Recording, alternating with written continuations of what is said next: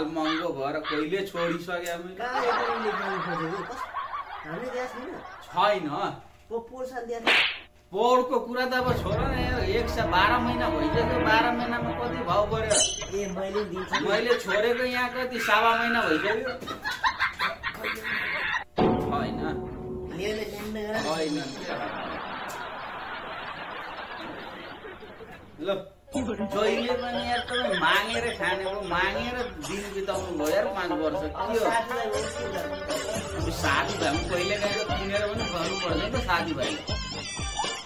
कहिले पनि मागेर अलिकति जो आज यो रुममा, भोलि त्यो रुममा, पर्सि त्यो रुममा, कहिले म कहिले सुरज। के हो यो पारा? हुन्छ कि हुन्छ ल भरे ल्याएर दिन्छु। यस्तो ठिक छैन नि त यार सोल्टी। यो पाडे बुढाले सबैले पनि सुर्ती माग्दै सिद्ध्यायो।